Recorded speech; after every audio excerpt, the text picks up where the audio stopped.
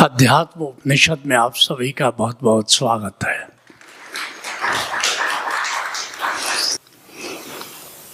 कहते हैं गुरु अर्जुन देव जी, भाई परापत मानुख देहोरिया, गोविंद मिलन की यह तेरी बड़िया। मनुष्य जीवन की क्या संभावना है, और फिर कोई उत्तर देते हैं, गोविंद मिलन की यह तेरी बड़िया। अध्यात्म के बारे में कह रहे हैं। गोविंद से मिलने का प्रयास, गोविंद से मिलने का सुअवसर, गोविंद की खोज, ये मानव जीवन का उद्देश्य है। बाकी जो भी काम तुम करते हो, भोजन करते हो, भोग करते हो, मनोरंजन करते हो, जीविकोपार्जन करते हो, ये पशु भी करता है, पंछी भी करता है, लेकिन ये गोविंद की तलाश बाकी नहीं करते। आध्यात्मिक खोज पर बाकी कोई प्राणी नहीं करता, नहीं चलता। ये केवल मनुष्य की संभावना है। भई परापत मानुख देहोरिया, मनुष्य देह रूपी तीर्थ मिला है, ये तीर्थ है। और गोविंद मिलन की यह तेरी बड़िया, गोविंद से मिलने की संभावना है। ऐसी बात संतों ने कही है, करीब करीब सभी संतों ने कही है। कहते हैं, मलुकदास कहते हैं कि ये जो मनुष्य की देह बहुरी न ऐसा दांव, क्या पता मनुष्य की देह फिर मिले या नहीं। बहुरी न ऐसा दांव, नहीं फिर मानुष होना, फिर मनुष्य ही बनोगे ये जरूरी नहीं है। बहुरी न ऐसा दांव, नहीं फिर मानुष होना। क्या ताको है ठाड़, पास से जाता सोना, सोना बह रहा है। ये जो समय है, ये सोना मनुष्य जीवन का एक एक पल, क्योंकि जीवन नदी की तरह है और उस नदी में सोना बहा जा रहा है और तुम किनारे बैठे हो। नहीं, ये फिर मनुष्य जीवन नहीं हुआ। मनुष्य जीवन तब हुआ कि हमारे जीवन में जो स्वर्ण है, जो हीरा है, हीरा जैसा समय बीता जा रहा है। समय सोना नहीं है, समय हीरा नहीं है। मनुष्य जीवन का जो समय है वो हीरा है, वो स्वर्ण है, और उसको हमको पिकअप कर लेना है। उस नदी से हमको उस स्वर्ण को छान लेना है। और यही आज का विषय है कि हम कैसे अपने जीवन को स्वर्णिम बनाएं, कैसे हीरक बनाएं, कैसे गोविंद से मिलें। यही विषय है, अध्यात्म। तो पहला प्रश्न ये है, जो हम दोनों मिल करके इसकी तलाश करेंगे, अध्यात्म क्या है? What is spirituality? क्योंकि सब इस मार्ग पर हैं। कितने लोग समझते हैं कि हम सब इस मार्ग पर हैं, हाथ उठाओ जरा। तो जानना जरूरी है, जब अध्यात्म के मार्ग पर चल रहे हैं तो कहीं भी जाना हो, अब हम दिल्ली से ऋषिकेश आए या कहीं आप लोग पंजाब से या बहुत जगह से आए हो, तो पहले मार्ग जाना था तब ऋषिकेश पहुँचे हो। ऐसे ही अगर गोविंद से मिलन करना है, अध्यात्म के पथ पर चलना है, तो जानना तो होगा कि अध्यात्म क्या है, ऋषिकेश क्या है, कहाँ है, जानने की दिशा क्या है। तो कौन बताएगा अध्यात्म क्या है? What is spirituality? अध्यात्म को 4 तरह से परिभाषित कर सकते हैं, 4 प्रकार से कह सकते हैं। पहली बात, स्वयं से जुड़ना अध्यात्म है। तुम कहोगे हम तो जुड़े ही हुए हैं।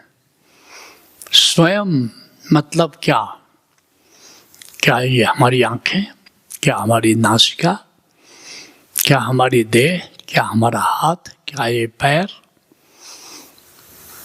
ये तो हम नहीं है। तो स्वयं का अर्थ है आत्मा, ये जान लो। जब भी ऋषि कहता है स्वयं, तो उसका मतलब क्या होता है? Self, true self. जो वास्तविक स्वरूप हमारा है, और वास्तविक स्वरूप हमारा ऋषि क्या कहता है? आत्मा है, निराकार, अंतराकाश। तो स्वयं से जुड़ना मतलब आत्मा से जुड़ना। तुम कहोगे कि क्या आत्मा से हम कटे?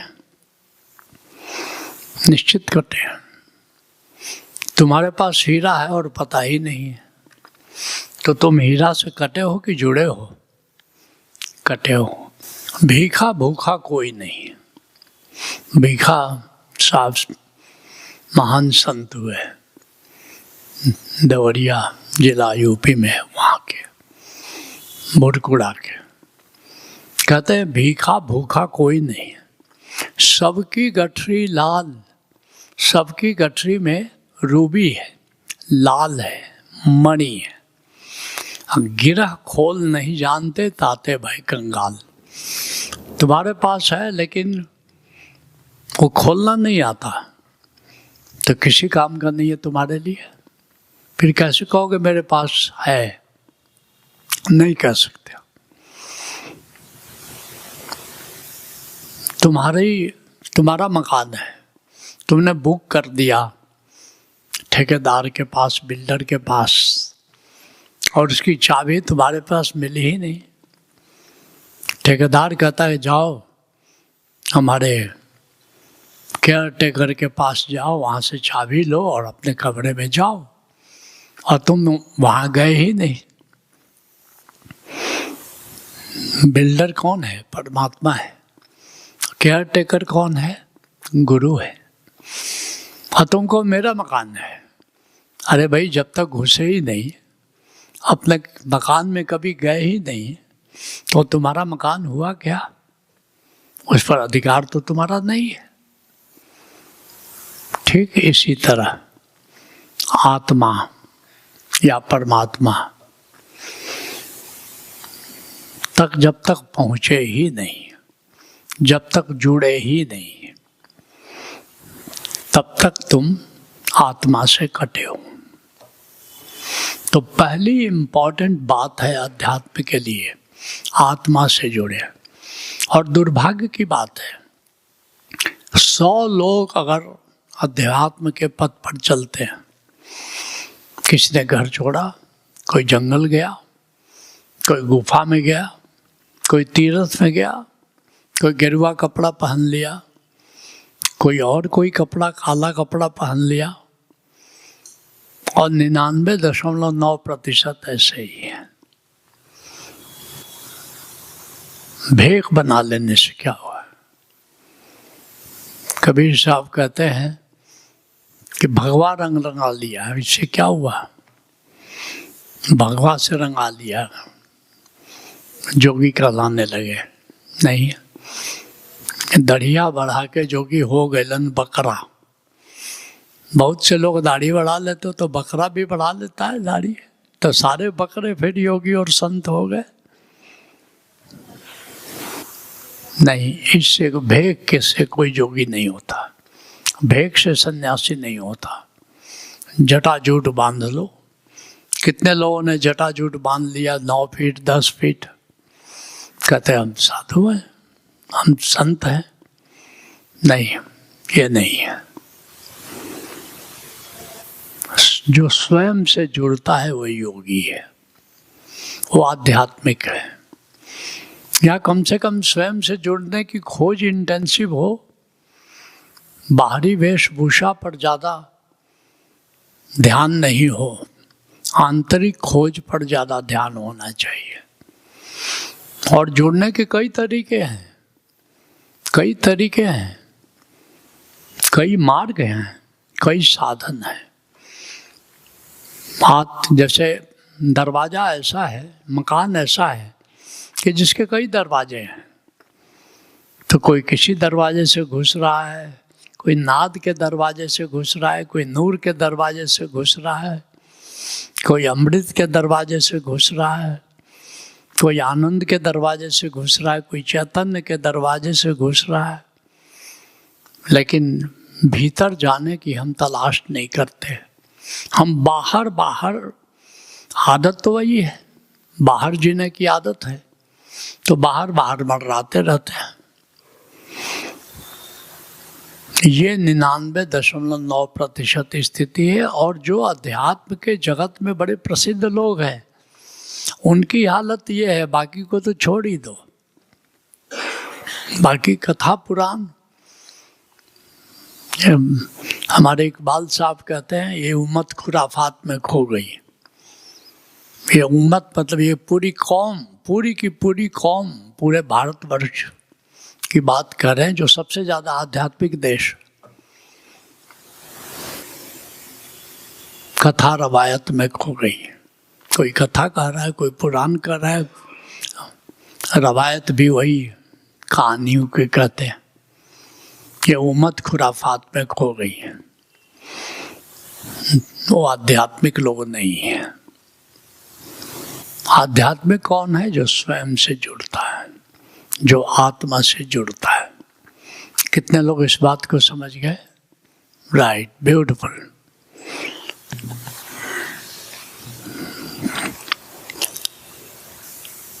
और किसी ने कहा, ठीक कहा, जो स्वयं की खोज करता है। भाई नहीं जुड़े कोई बात नहीं, खोज पर तो चले हो। भाई ध्यान योग में आ गए, अभी तक जाना नहीं कि आत्मा क्या है, लेकिन खोज पर तो आए हैं। जिज्ञासा तो है, मुमुक्षा तो है, तो तुम आध्यात्मिक हो। तुम सब जो यहाँ बैठे हो, तुम सब आध्यात्मिक हो। क्यों? क्योंकि तुम स्वयं की खोज पर निकले हो। मैं कौन हूँ ये जानने के लिए निकले हो। इसलिए अवधूत गीता में दत्तात्रेय कहते हैं, जब तक ईश्वर की कृपा नहीं, मैं कौन हूँ प्रश्न नहीं उठता। अज्ञानी होकर जीता नर, और पूरी जिंदगी अज्ञानी होकर के तुम जीते रहते हो। तो तुम पर ईश्वर की कृपा हुई है, ऐसा मैं मानता हूँ, क्योंकि तुम इस खोज पर निकले हो कि मैं कौन हूँ।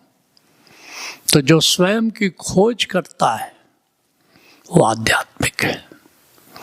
इसके लिए कहते हैं, बड़ी प्यारी बात कहते हैं, इकबाल साहब कहते हैं, जिंदगी भर तो हुई गुफ्तगू गैरों से, मगर गैरों से गुफ्तगू करते रहते हो, गैरों से बातचीत करते रहते हो। जहाँ 3-4 साल की उम्र हुई और या उससे भी पहले, तब से बात ही कर रहे हो। और कर क्या रहे हो? बात ही हो रही है, लेकिन अपने से नहीं बात हो रही है, दूसरे से बात हो रही है। अपने से कोई बातचीत नहीं करता, जब भी कोई बातचीत करोगे दूसरे से। जिंदगी भर तो हुई गुफ्तगू गैरों से, मगर आज तक हमसे हमारी न मुलाकात हुई। कमाल की बात है, लोगों से तो खूब मुलाकातें हुई है, अपने से मुलाकात नहीं होती है। बड़ी प्यारी बात कहते हैं, अपने से मुलाकात करो तो इसका नाम अध्यात्म है, दूसरे से मुलाकात करो तो उसका नाम संसार है। यही संसार और अध्यात्म में भेद है, यही सांसारिक यात्रा और आध्यात्मिक यात्रा में भेद है। उसी तरह ये तो दूसरा पॉइंट क्या हुआ? स्वयं की खोज जो करता है वो आध्यात्मिक है। और फिर तीसरा पॉइंट क्या है? गुरु रामदास जी कहते हैं, जीवित मरिए बहुजल तरिए। ये अध्यात्म है। जीवित मरिए बहुजल तरिए, क्या मतलब हुआ? ये शब्द बहुत संतों ने कहा है इसके बारे में। ऐसा शायद ही कोई संत हुआ जिसने जीते जी मरने की बात नहीं की। सब ने कहा, कबीर साहब ने कहा, अन्य संतों ने कहा, गोरखनाथ ने कहा, जीते जी मरना अध्यात्म है। क्या मतलब हुआ? मरने में होता क्या है? शरीर से तुम्हारी चेतना हट जाती है, यही मरना है ना, कि शरीर में अब चेतना नहीं रही, चेतना ने अपना रूट बदल लिया, शरीर में अब कोई चेतना। डॉक्टर पल्स देखता है, हार्ट देखता है, चेतना तो है नहीं। राम नाम सत्य है, इसी पर डिफाइन करता है ना कि भाई चेतना प्राण अब नहीं रहा, यहाँ पर कोई अचेत हो गया, अचेत हो गया। तो अचेतन बाहर से, शरीर से अचेतन होने की, चेतना को हटा लेने की, चेतना को विड्रॉ कर लेने की क्या विधि है? ध्यान। हम ध्यान में क्या करते हैं? अब हमारी चेतना शरीर के तल पर नहीं रही, समाधि है। अब हमारी चेतना समाधि में कहाँ रहती? तुम सब समाधि का अनुभव कर चुके हो। शरीर में तो चेतना नहीं रहती, हमारी सारी चेतना समाधि में, अंतर में चली जाती है, आत्मा में, आत्मा के साथ लीन हो जाती है। यही तो होता है। तो ध्यान के द्वारा, समाधि के द्वारा, सुमिरन के द्वारा तुम अपने शरीर से अपनी चेतना को विड्रॉ कर लेते हो और आत्मा में लीन कर लेते हो, आत्मा में फोकस कर लेते हो। ये अध्यात्म है। जीवित मरिए बहुजल तरी। राधा स्वामी के प्रवर्तक शिव दयाल सिंह महाराज हुए, और शिव दयाल सिंह जी स्वयं तुलसी साहब के शिष्य थे। तुलसी साहब चरण दास के शिष्य थे, चरण दास सुखदेव साहब के शिष्य थे। तो शिव दयाल सिंह जी के शिष्य जयमल सिंह हुए। जयमल सिंह ब्यास में चले गए और वहाँ से एक परंपरा चली, मुख्य परंपरा आगरा में रह गई। तो एक किताब ही लिखी है चरण सिंह, जो उनकी परंपरा, सावन सिंह, या सावन से जयमल सिंह के शिष्य सावन सिंह हुए। सावन सिंह के जो शिष्य थे वे जगत बहादुर सिंह जी हुए। जगत बहादुर सिंह जी के जो शिष्य थे वो चरण सिंह महाराज हुए। उनके अभी गुरिंदर सिंह महाराज, परंपरा अभी भी चल रही है। तो लोगों ने किताब ही लिखी है, चरण सिंह महाराज ने, बल्कि सॉरी सावन सिंह जी, जीवित मरिए बहुजल तरिए। और सावन सिंह महाराज जी ने 6 प्रोग्राम डिजाइन किए हैं राधा स्वामी ने, 6 प्रोग्राम। जैसे समर्थ गुरुधारा में 28 कार्यक्रम है, 28 तल के सहयोग के कार्यक्रम है। तो वहाँ 6 प्रोग्राम होते हैं। पहला प्रोग्राम क्या है? सुमिरन, अर्थात गुरु जो मंत्र देता है उसका जाप करो रात 2 बजे से 3 बजे तक। यहाँ तो बड़ी मौज है, एकदम से मस्ती रहो, खुश रहो। रात में 2 बजे बड़ी नींद आती है, लेकिन वहाँ साधना कब करना है? रात 2 बजे से 3 बजे करना है। और 3 साल अगर साधना बिना मिस किए रोज करते हो तो दूसरे प्रोग्राम में जगह मिलती है। उसका क्या नाम है? उसका नाम है भजन, ध्यान, सॉरी ध्यान। ध्यान का मतलब अपने भीतर जो अंतर प्रकाश है, जो डिवाइन लाइट है, अब उसका ध्यान करो, उस पर फोकस करो, ये ध्यान है। फिर 3 साल रात 2 बजे से 3 बजे अगर तुमने ईमानदारी से ये काम किया तो अब तीसरे में प्रवेश हो जाता है। और तीसरे प्रोग्राम का नाम है भजन। भजन मतलब अब नाद का श्रवण करो रात 2 बजे से 3 बजे तक। थोड़े लोग करते हैं, अधिकतर तो नींद तो बड़ी आती है, लेकिन चलो तुमने 3 साल बड़ी ईमानदारी से किया तो फिर चौथे कार्यक्रम में प्रवेश मिलता है, उसका नाम है जीवित मरिए भोजन तरिए। अब जीवित मरिए भोजन तरिए जो अमृत योग में समर्थ गुरु धारा में होता है, परामृत्यु का प्रयोग। परामृत्यु में क्या होता है? आउट ऑफ बॉडी एक्सपीरियंस हो जाता है, जड़ जैसा शरीर रह जाता है। जब ये तुमने रात 2 बजे से 3 बजे तक किया और सफलता मिल गई, तो फिर 5वें कार्यक्रम में आते हो, उसका नाम है प्रेम खंड। अर्थात यहाँ जो प्रेम योग में कराया जाता है उसका प्रयोग, वो भी रात 2 से 3 बजे अगर तुमने 3 साल किया, तब फिर छठा और अंतिम कार्यक्रम है सचखंड, अद्वैत योग में जो समर्थ गुरु धारा में कराया जाता है सचखंड। बड़ा मुश्किल मामला है। यहाँ तो हंसते खेलते जब मन करे ध्यान करो, जब मन करे समाधि करो, किसी दिन नहीं करने का मौज हो तो मत करो। सुविधा है या नहीं है?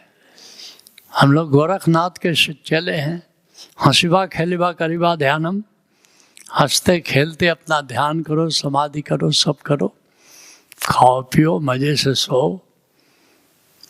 सम्यक युक्ताहार विहारस्य, भगवान कृष्ण कहते हैं कि आहार सम्यक करो, भूखे मत रहो, मनोरंजन करो, विहार करो, उदास मत रहो, सम्यक निद्रा, आराम से सो, नींद आए तो सो जाओ। ये है जीवित मरिए भोजन तरिए। अपनी चेतना को अपने शरीर से हटा लेना। विधि क्या होगी? ध्यान, सुमिरन, समाधि, ये सब विधि होगी। ठीक है, तो इसका नाम है ये अध्यात्म है। अर्थात अपनी चेतना को अपने शरीर से तोड़ना, तादात्म्य तोड़ना, जिसके लिए अष्टावक्र कहते हैं देह से तोड़ो तादात्म्य और देख लो, तुम अभी से सुखी शांत हो, मुक्त हो। देह हूँ मैं नहीं, देह मेरी नहीं, हे जनक जिसने जाना है योगी वही। ये है जीवित मरिए भोजन तरिए। और फिर इस बात को सभी संतों ने कहा है। गुरु गोरखनाथ क्या कहते हैं? मरो है जोगी मरो, मरण बड़ो है मीठा। कहता है कि मृत्यु से डरते क्यों है? अरे मृत्यु तो एक तरह से समाधि का अनुभव है, समाधि का अनुभव है, गोविंद से मिलन का अनुभव है, तो डरते क्यों है? मरो है जोगी मरो।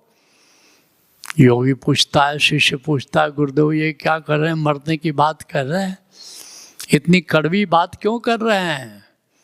गोरखनाथ कहते हैं कड़वी बात नहीं, बड़ी मीठी बात कर रहे हो, मरण बड़ो है मीठा। उस मृत्यु की मैं बात कर रहा हूँ जो बड़ा मीठा है, बड़ा मजेदार है। मरो है जोगी मरो, मरण बड़ो है मीठा। असमरनी मरो, जस मरनी गोरख मर दीठा। मैं उस मृत्यु की बात कर रहा हूँ, जीवित मरिए भोजन तरिए की बात कर रहा हूँ, जिस मार्ग पर चलकर गोरख ने परमात्मा का दर्शन कर लिया, परमात्मा का दीदार कर लिया, परमात्मा को पा लिया। तो ये भी अध्यात्म है। समाधि, ध्यान, सुमिरन, यह भी ध्यान, ये भी अध्यात्म है। ठीक है, सबको समझ बात आ गई? Very intelligent. आगे बढ़े। राइट। और फिर कबीर साहब क्या कहते हैं इसी बात को? कहन सुनन कछुनाई। अध्यात्म क्या है? कबीर साहब से लोगों ने पूछा, तो लोग लेकिन क्या करते हैं? प्रवचन देते हैं, सत्संग करते हैं, कथा पुराण करते हैं कि नहीं? एक कहता है, दूसरा सुनता है, दूसरा सुनता है, पहला कहता है। कहन सुनन कछुनाई, इसलिए मैंने कहा कि उपनिषद में बैठे हो। ऐसा नहीं कि मैं कहूँगा और तुम सुनोगे, ये उपनिषद नहीं है। उपनिषद है साथ साथ मिल करके, साथ साथ सक्रिय होकर, एक्टिव होकर के खोज पर चलना। तो कहते हैं कबीर साहब का अध्यात्म क्या है? कहन सुनन कछुनाई। ये कहने सुनने की बात नहीं है। और नहीं तो कुछ कारण है। देखते हो, एक हाथ उठाए, कुंभ में योगी रहता था, सोचता था बड़ी साधना कर रहा है। अरे इसमें कुछ करना ही नहीं है। कहन सुनन कछुना ही नहीं कछु करन है। कोई आग ताप रहा है, चारों तरफ आग जला करके सोचता है कि बड़ी तपस्या कर रहे हैं। नहीं, ये नहीं है। कहन सुनन कछुना ही नहीं कछु करन है। जीते जी मर जाए बहुरी नहीं मरन है। जीते जी मर जाना है, ये अध्यात्म है। जीते जी मर जाए बहुरी नहीं मरन है, फिर मुक्ति मिल जाती है। फिर आना जाना तुम्हारी स्वतंत्रता है, परवशता नहीं है कि वहाँ से जेल में भेज दिए गए, जाओ जेल में जेल काटो। अपनी स्वतंत्रता है, तुम जेल का जेलर बन के जा सकते हो। बच्चों को माताएं और पिता भगा देते, जा स्कूल जा। बच्चा का तो नहीं, मन नहीं है, मामूली जाना पड़ेगा। मन नहीं चलेगा तेरा, जाना पड़ेगा। तो वहाँ से भी लोग क्या कहेंगे, जा पाठशाला, संसार पाठशाला है, पृथ्वी पर जा। तुम कहोगे मन नहीं कर रहा है, मन जा, भागो यहाँ से, बस्ता उठाओ और जाओ। बस्ता मतलब अपने कर्मों की गठरी जो है उसको उठाओ और जाओ यहाँ से। लेकिन जब मुक्त हो गए, बहुरी ने ऐसा ये कहन सुनन कुछ नहीं कुछ कर, जीते जी मर जाए बहुरी नहीं मरन है।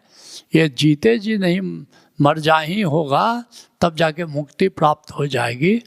और तब तुमसे नहीं कहा जाएगा कि स्कूल जाओ, कॉलेज जाओ। हाँ, तब क्या कहा जाएगा कि जा कर के प्रोफेसर तुमको अपॉइंट किया जाता है, तुम वहाँ जा कर के लोगों को शिक्षा दो।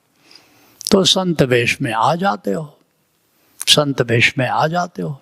तो संत वेश में संत से पूछा जाएगा कि अभी तुम्हारी वहाँ ज़रूरत है, जाना चाहोगे?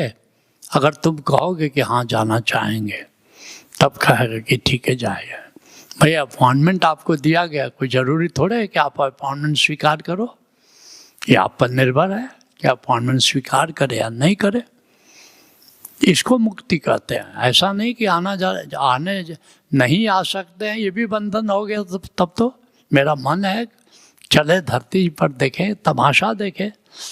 गुरु गोविंद सिंह जी कहते हैं कि देखा ना है तमाशा, हम तो तमाशा देखने आए हैं।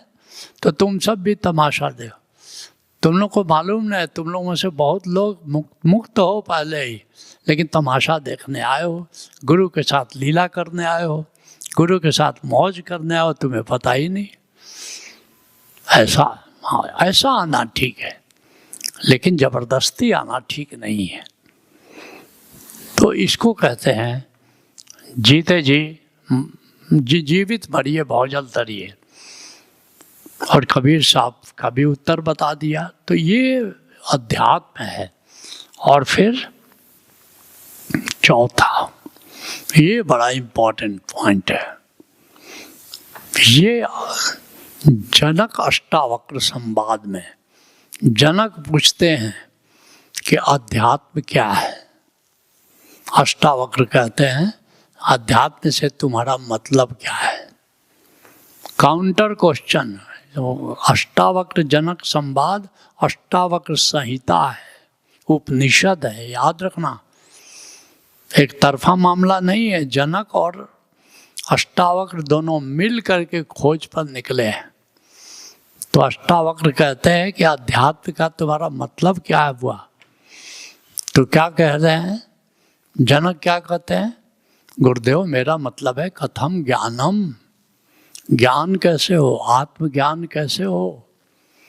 कथम मुक्तिम, ये जो कर्म बंधों से हम मुक्त कैसे हो। ये बंधन जो आने जाने का चक्कर है 84 लाख योनियों का, इससे मुक्त कैसे हो। वैराग्यम किम भविष्यति, और वैराग्य कैसे हो। वैराग्य मतलब अब विषयों में रस नहीं है।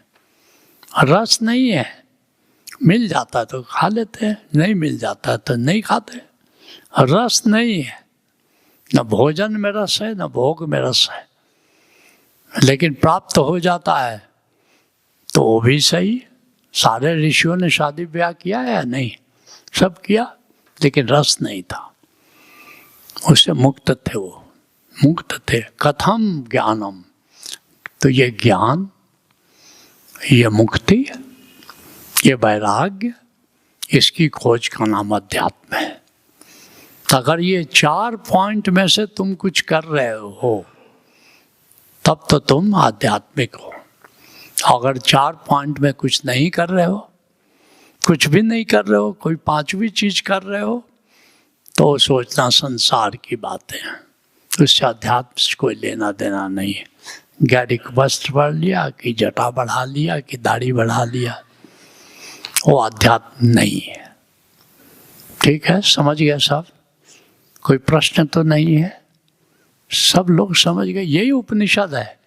गुरु ने कहा और शिष्य ने स्वीकृति में सिर हिला दिया।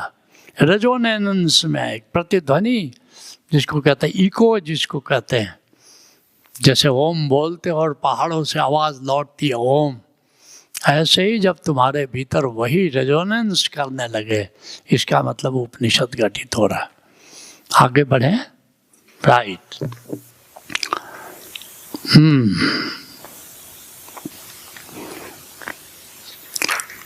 जब अध्यात्म इतना इम्पोर्टेंट है और जब मनुष्य जीवन का उद्देश्य है अध्यात्म पर चलना, तो फिर लोग चलते क्यों नहीं? जब इसीलिए आए हो, वादा करके आए हो और वादा अपना भूल गए। हर बार वादा करते हो मैं इस बार अध्यात्म के पथ पर है, गोविंद मेरे को जन्म दीजिए ताकि मैं जाकर के अध्यात्म की खोज करूंगा, तो मेरे को जन्म दे दीजिए। प्रॉमिस किए हो तो वादा करके आए हो, भूल ना था तो इकरार किया ही क्यों था? ऐ सनम तुमने मुझे प्यार किया ही क्यों था?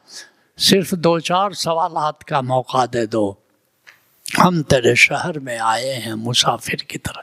सब मुसाफिर हो और आए हो एक यात्रा पर, और यात्रा है गोविंद की खोज, अध्यात्म के मार्ग पर चलना। तो चलते क्यों नहीं है लोग, बताओ? इतने थोड़े से लोग, 70-75 लोग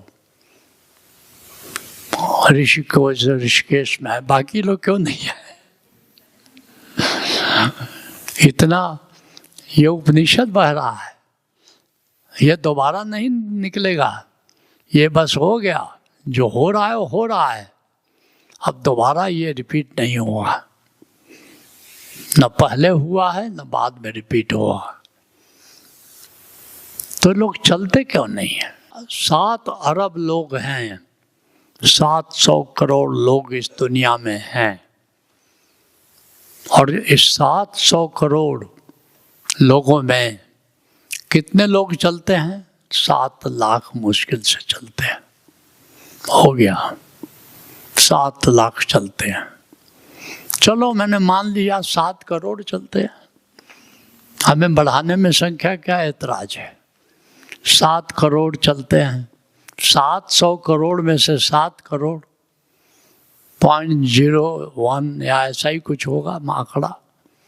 तो चलते क्यों नहीं है बताओ?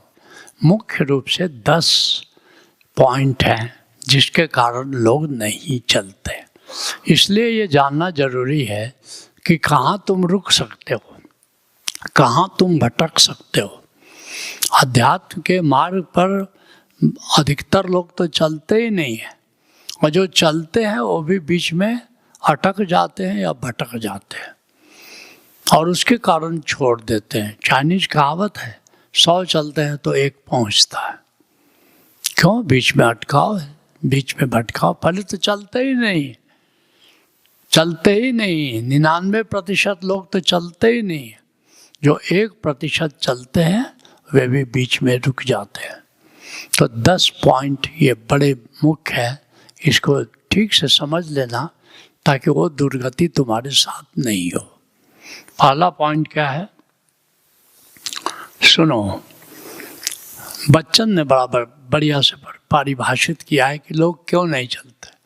मदिरा ले जाने को घर से चलता है पीने वाला, किस पथ से जाऊं असमंजस इसमें है भोला भाला। अलग अलग पथ बतलाते सब, लेकिन मैं बतलाता हूँ, राह पकड़ तू एक चला चल पा जाएगा मधुशाला।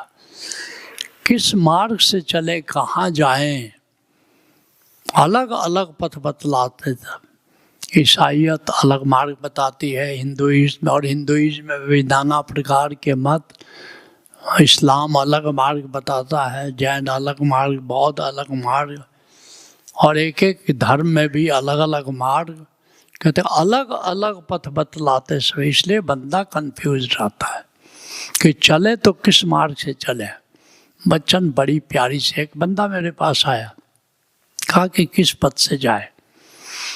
हमने कहा कि सुनो बच्चन क्या कहते हैं कि अलग अलग पथ बतलाते सब, लेकिन मैं बतलाता हूँ, राह पकड़ तू एक चला चल पा जाएगा मधुशाला। तो उसने कहा ये कैसे हो सकता है, राह तो एक ही होती है, ऐसा थोड़े है कि किसी भी राह से चलो।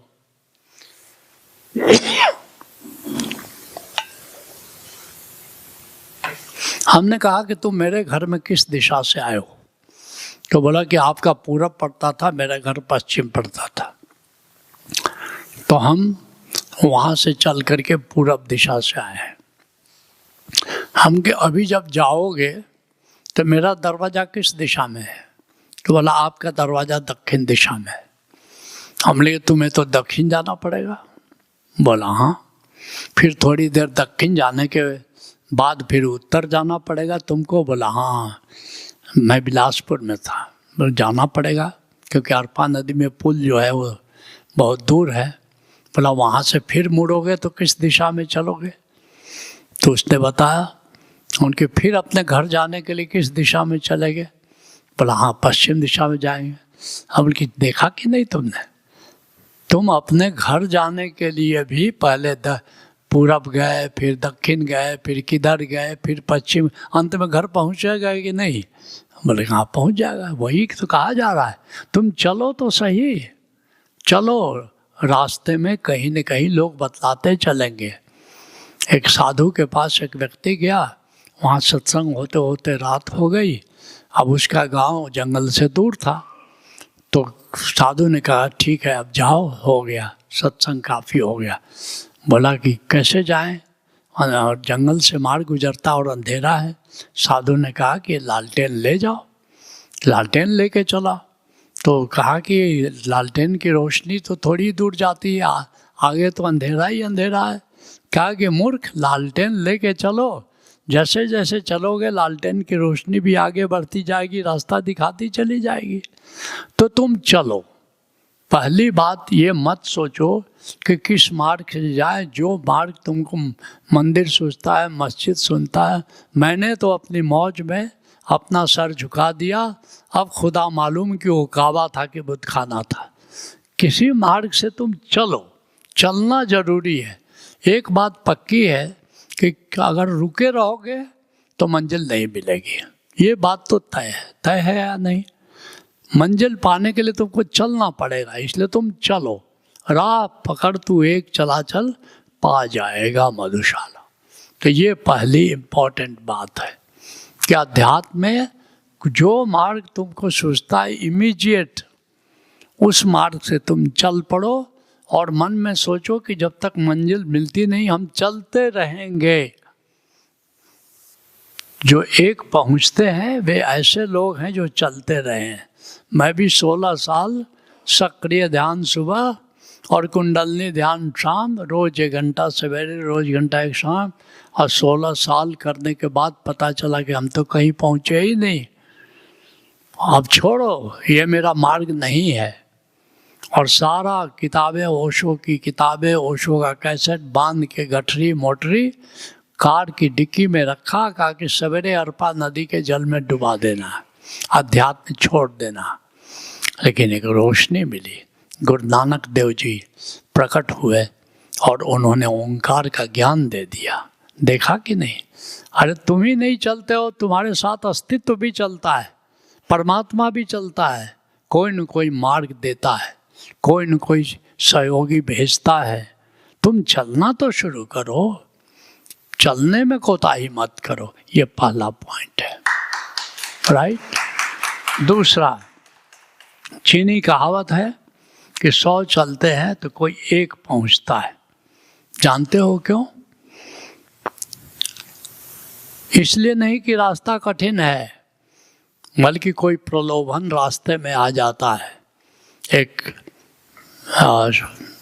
चिट्ठी आई गुरु भाई की, एक फकीर था चीन में।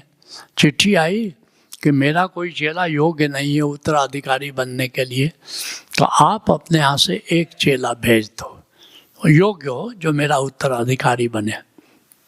उसने 100 चेले भेज दिए। तो किसी ने पूछा, उसने एक के लिए कहा था आप 100 क्यों भेज दिए? बोला क्यों? मैं जानता हूँ 99 रास्ते में रुक जाएंगे। रास्ता लंबा था। चला, रास्ते में देखा कि एक लड़की का स्वयंवर हो रहा था।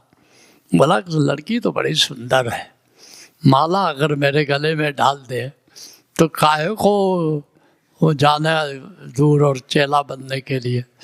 और लड़की ने उसके गले में माला डाल दिया। बोला कि हो गया।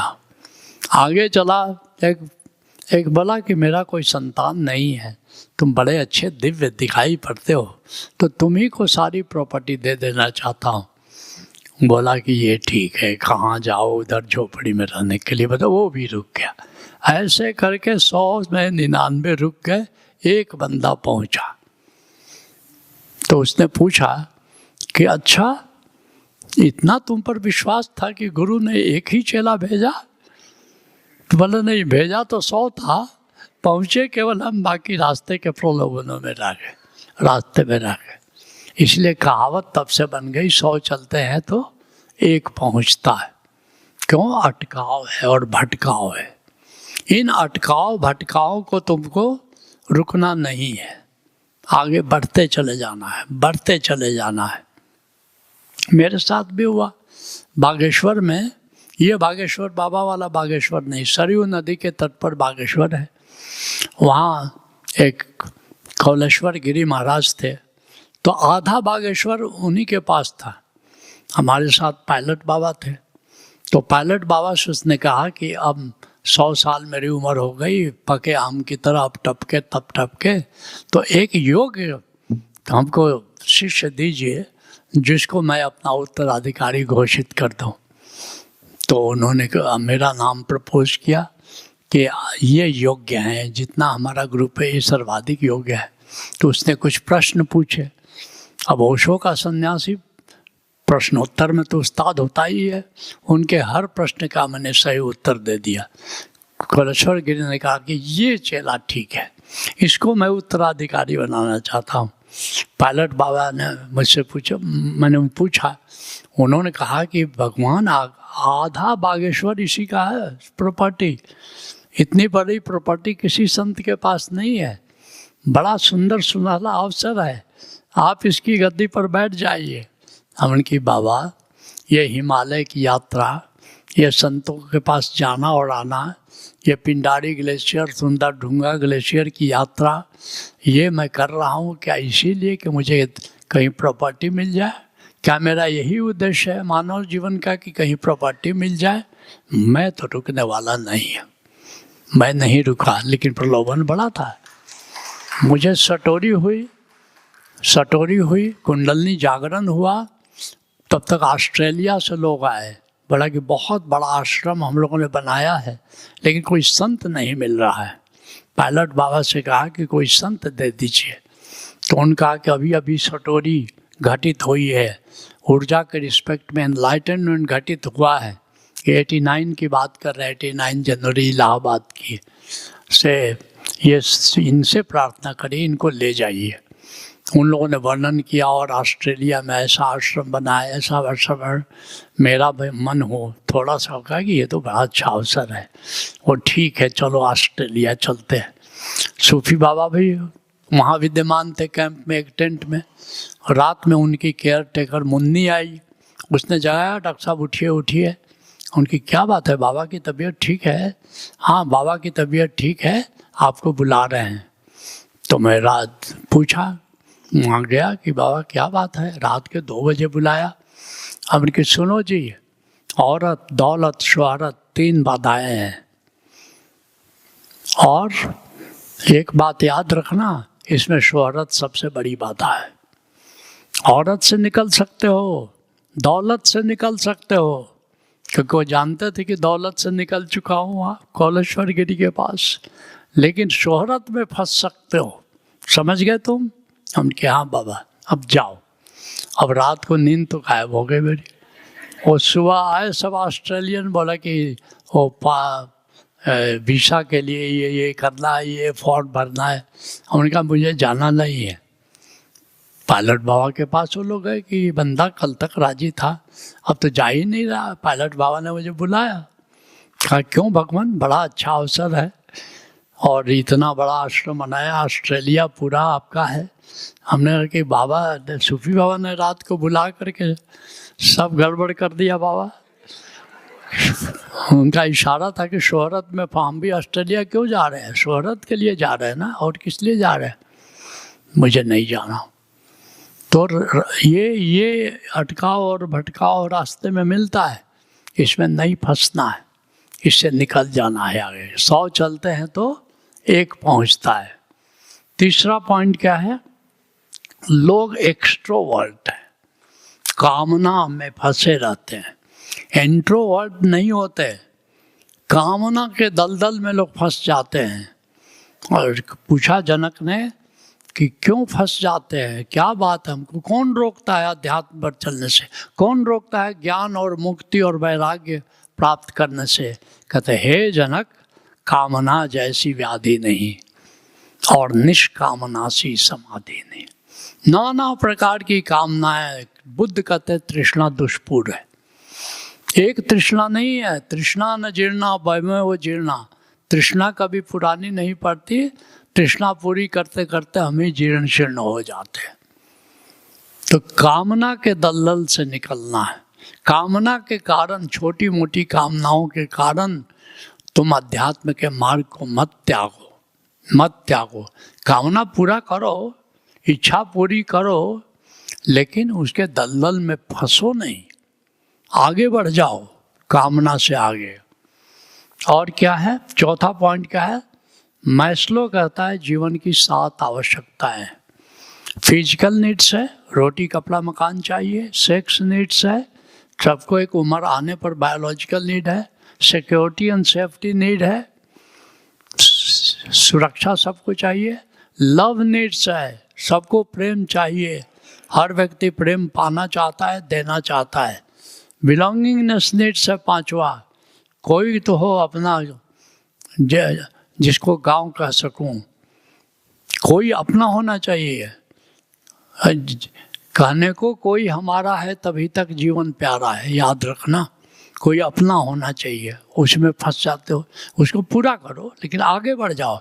मैं ये नहीं कहता कि ज़रूरतों को पूरा मत करो, मैं कहता हूँ पूरा करो और आगे बढ़ जाओ। छठा है एस्टीम नीड, शोहरत। हर व्यक्ति चाहता है कि हमको यश मिले, शोहरत मिले। शोहरत होना तो होता है तो होने दो, नहीं होता है तो होने दो। और ज़्यादा शोहरत हो गई तो पाओगे क्या, तुम्हारी एक मूर्ति बना दी जाएगी, चौराहे पर मूर्ति खड़ी कर दी जाएगी, रोज़ सुबह कोई आके बिट करेंगे तुम्हारे सिर पर। काहे के लिए प्रसिद्धि पाना है? 7वां का था सेल्फ एक्चुअलाइजेशन, अर्थात तुम्हारे भीतर जो प्रतिभा है उसको निखारो। लेकिन असली बात है सेल्फ रियलाइजेशन। मोक्ष ही अंतिम बात है, आनंद ही अंतिम बात है। जब तक वो न प्राप्त कर लो, इन जरूरतों में अटको या भटको नहीं। बात आ गई समझ में?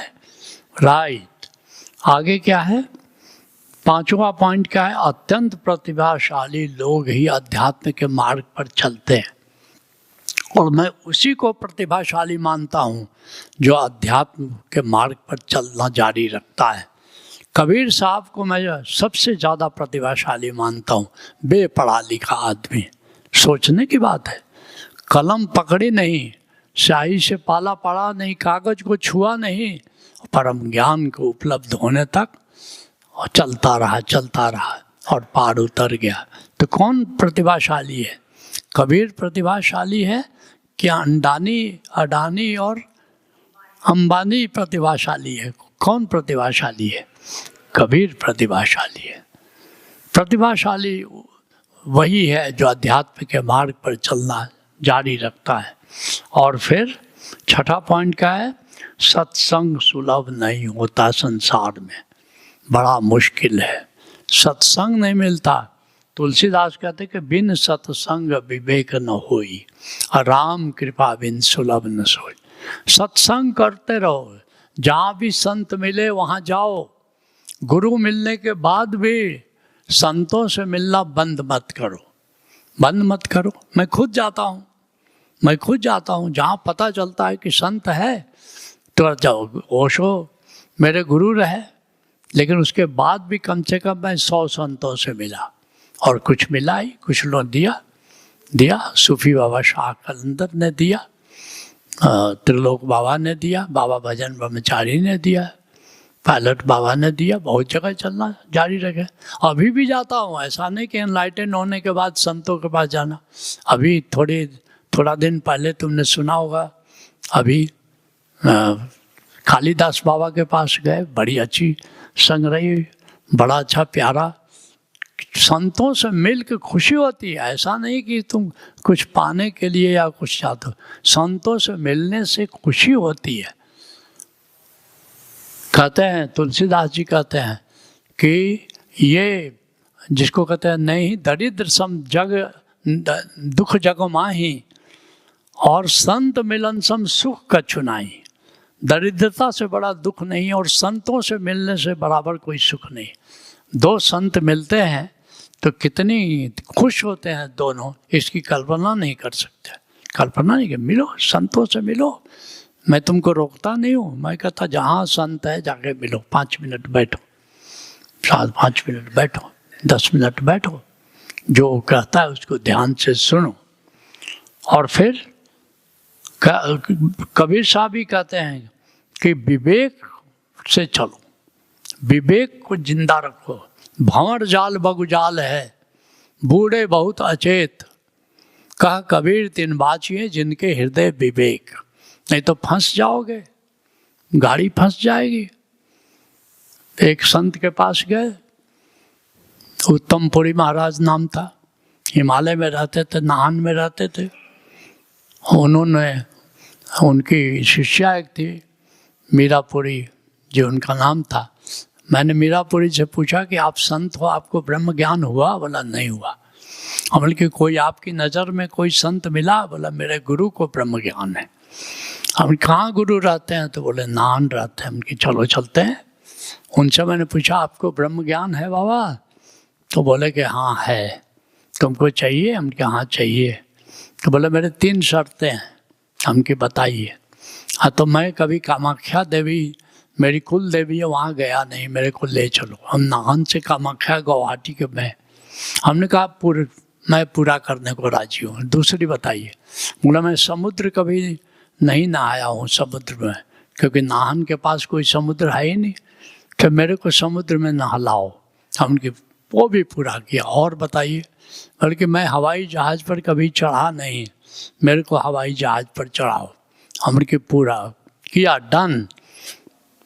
तो बोले कि तब आप ब्रह्म ज्ञान मुझे दे देंगे? हमने कहा हाँ तब दे देंगे, क्या दिक्कत है। हमने कि चलिए, कब चलिएगा? बोला कि कल चलते हैं। हमने ठीक है।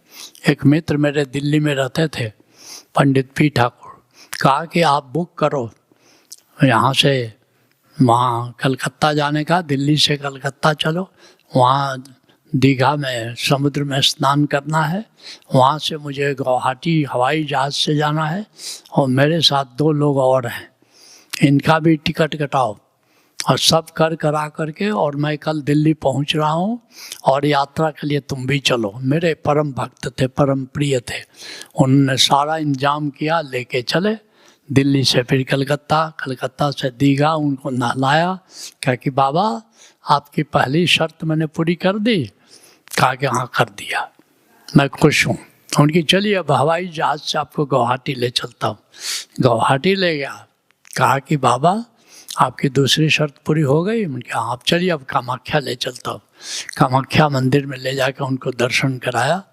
हमारा कोल इंडिया का गेस्ट हाउस वहीं ठहरे थे, और लंगड़ा आम काट करके तराश करके प्लेट लेके और उनके पास ले गया कि बाबा आपकी 3 शर्तें मैंने पूरी कर दी। बोला हाँ कर दी, तो आप अब ब्रह्म ज्ञान मुझे दीजिए। तो लगा रोने, बच्चों जैसा गला फाड़ फाड़ के लगा रोने। हमके क्या हुआ, आप रोइए तो नहीं, आपका रोना देख के तो मुझे रुलाई आ रही। बोले कि मेरा गुरु था, तुम मेरा पैर देखते हो उंगलियां नहीं है, मैं जंगल जाता था, लकड़ी काटता था, भोजन बनाता था और रात में पाँव दबाता था। कहता है गुरुदेव आपको तो ब्रह्म ज्ञान का पता है ना? बोला हाँ पता है, मुझे दे दीजिए, तो समय आने दो बच्चा। और 30 साल गुजर गए, उसने ज्ञान नहीं दिया। अंत में मृत्यु शैया पर पहुंच गया और कहा कि बेटा आज तो मैं जा रहा हूँ। बोले कि आप कहाँ जा रहे हैं? मेरे को ब्रह्म ज्ञान। बोला कि तू मूर्ख है, अगर ब्रह्म ज्ञान रहता तो कब का तुमको दे देता, तू मूर्ख है। और फिर मेरी ओर मुखातिब होकर बोले कि मैं तो बड़ा मूर्ख था, तू भी मूर्ख है मूर्ख। अगर मेरे को ब्रह्म ज्ञान मिला जानता होता तो तेरे को नान में ही बना देता, लेकिन तू मूर्ख है। मैंने उनके चरण पकड़े, कहा कि बाबा आपको बहुत बहुत धन्यवाद, आप 30 साल अटके रहे, मैं 30 दिन में मुक्त हो गया, आपने हमें मुक्त कर दिया। आपको चलिए मैं फिर नाहन पहुँच ले जाऊँगा। रास्ते में आते आते बोले मैं बहुत शर्मिंदा हूँ, अब तुम उतर के यहाँ से रांची जाओ अपने घर, मैं चला जाऊँगा। देखते हो कि नहीं, अगर विवेक नहीं है तो कहीं भी गाड़ी तुम्हारी फंस सकती है। हर कदम, इसलिए अपने लोगों को मैं कहता हूँ, एक सहयोग जो 28 कार्यक्रम है, एक कार्यक्रम किया, तुमको मजा आया, तुमको अनुभव आया तो दूसरा कार्यक्रम ज्वाइन करो, नहीं तो जय श्री राम करो। तुम्हारे लिए मैं नहीं हूँ, मेरे लिए तुम नहीं हो। और कितने गए और मैं राजी हुआ, बिल्कुल ठीक है, तुमको नहीं मजा आया तो मत रुको यहाँ, अगर मजा आया तो आगे बढ़ो, अपने विवेक को हमेशा इस्तेमाल करो। मीरा अगर बुद्ध के पास पहुँचती तो कहीं की नहीं रहती, न तो मीरा में कोई खोट था न बुद्ध में कोई खोट था। लेकिन हर चेले के लिए हर गुरु ठीक नहीं है, और हर गुरु के लिए हर चेला भी ठीक नहीं है। कोई ज्ञान मार्ग पर चलेगा, तुम भक्ति मार्ग के हो, मीरा भक्ति मार्ग की थी। और उनके जब रविदास साहब मिले, और बुद्ध तो ज्ञान मार्गी हैं, और बुद्ध के पास मीरा पहुंचती तो कहीं की नहीं रहती, दोनों में कोई खोट नहीं है। तो विवेक का इस्तेमाल करो, ये बहुत जरूरी है। और फिर 8वां क्या है, बहुत लोगों को गुरु नहीं मिलता। सत्संग करते करते करते, जैसे अगर मैं उत्तमपुरी महाराज का चेला बन जाता तो क्या होता, 30 साल वही पांव दबाते दबाते बीत जाता कि नहीं बीत जाता। गुरु नहीं मिलता, इसलिए भी बहुत लोग रुक जाते हैं। बिन गुरु हो ही न ज्ञान, तुलसीदास कहते हैं, बिना गुरु के ज्ञान नहीं मिलता, पोथी पढ़ने से कोई ज्ञान नहीं मिलता, तो सद्गुरु मिलना चाहिए। और फिर गुरु अनुभव कराने को राजी नहीं होता, गुरु है अनुभव कराने को राजी नहीं है। कबीर साहब के 484 शिष्य थे, लेकिन एक को सुपात्र जान करके धर्मदास को ज्ञान दिया, बाकी को नहीं दिया। 55,000 शिष्य थे सूफी बाबा शाह कलंदर को, 1962 में एनलाइटेंड हुए थे और 2013 में विदा हुए, और सारी उम्र इंतज़ार करते रहे कोई योग्य शिष्य आए तो मैं उसको ज्ञान दूं, और अंत में अपने शिष्यों में से किसी को नहीं दिया। मुझे प्रेम बहुत करते थे और जो भी उनके पास ज्ञान था मुझे हस्तांतरित कर दिया। ये देखते हो, कोई ज़रूरी नहीं है कि गुरु ज्ञान देने को राजी हो जाए। ये तो समर्थ गुरु धारा है कि ले लो, राम नाम की लूट है, लूट सके तो लूट, अंतकाल पछताएगा जब प्राण जाएगा छूट। ये तो समर्थ गुरु धारा है कि ज्ञान बट रहा है। क्यों? वैज्ञानिक का जमाना है, विज्ञान के समानांतर अध्यात्म को खड़ा करना है। और जो 10वां है कि अध्यात्म के मार्ग पर तुमको क्या क्या अपनाना होगा, श्रवण, मनन, निधिध्यासन ये करना होगा। और श्रवण ही नहीं बल्कि पठन, सब श्रवण मनन निधिध्यासन ये जारी रखना। पठन क्या हुआ? जो उपलब्ध शास्त्र है उनको पढ़ो, गीता पढ़ो, रामायण पढ़ो, जहाँ जिस परंपरा में जन्मे हो पढ़ो, संतों के वचन पढ़ो। फिर क्या करो? श्रवण। अब क्या करो? जो सत्संग चल रहा है कहीं जाकर के श्रवण करो, श्रवण करो। और तीसरा फिर क्या करना है? मनन करो। अब बुद्धि से उसको समझो, बुद्धि से समझो। और फिर समझना काफ़ी नहीं है बुद्धि से, अब निधिध्यासन, अब उसको अभ्यास करो, अभ्यास करो, तब जाकर के मंजिल मिलेगी। केवल सुनते रहोगे उससे कुछ नहीं होगा, बुद्धि से केवल सोचते रहो कुछ नहीं होगा। नानक देव जी कहते हैं सोचे सोच न हो या जो सोचिया लखबार, बुद्धि से नहीं मिलता। बुद्धि पर्यंत माया है, संसार है, जान ले जो भव सिंधु के पार है। अष्टावक्र कहते हैं जहाँ तक बुद्धि जाती है वहाँ तक ब्रह्म नहीं है, वहाँ तक गोविंद नहीं है, वहाँ तक माया है। और इसके लिए क्या जरूरी है कि ये अध्यात्म के जो 4 सोपान हैं हमारे ऋषियों ने बनाए हैं, इन 4 सोपानों से यात्रा तुमको करनी पड़ेगी। वे सोपान क्या है? शास्त्रता, सत्संगता, और फिर गुरुता और स्वता। शास्त्रता, शास्त्र पढ़ो, जो भी उपलब्ध है पढ़ो। सत्संगता, अब जहाँ कहीं संत प्रवचन दे रहा है उसको सुनो, संतों के पास जाओ, उसमें से कहीं दिल की धड़कन मिल जाएगी, कहीं तुम्हारे हृदय में एक तंत्र की झनकार, वीणा बज उठेगी, यही हमारा गुरु है, यही हमारा, यही मेरे लिए बना है, मैं इसके लिए बना हूँ, और उससे जुड़ जाओ। तो क्या है? पहला शास्त्रता, दूसरा सत्संगता, और तीसरा गुरुता है। अब गुरु बनाओ। तुम कहते हो कि इतने गुरु हैं, हम किससे जुड़े, किससे, हम किसके प्रेम में पड़े? जब तुम शादी किए थे तो लड़कियां तो बहुत हैं, 4.5 अरब लड़कियां हैं, तुम एक को चुन कैसे लिए? और 4.5 अरब लड़कों में से एक को कहो मेरे से पूछने आए थे क्या? बिना मेरे पूछे चुन लिया कि नहीं? तो ऐसे ही मेरे बिना पूछे गुरु को चुन लो। गुरुता, और अंत में स्वता, जो भी जाना, जो भी सीखा, जो गुरु ने कहा उसका अभ्यास करो, उसको फील करो, उसको अनुभव में लाओ, और फिर तुम मंजिल को पा जाओगे। ये है अध्यात्म का मार्ग।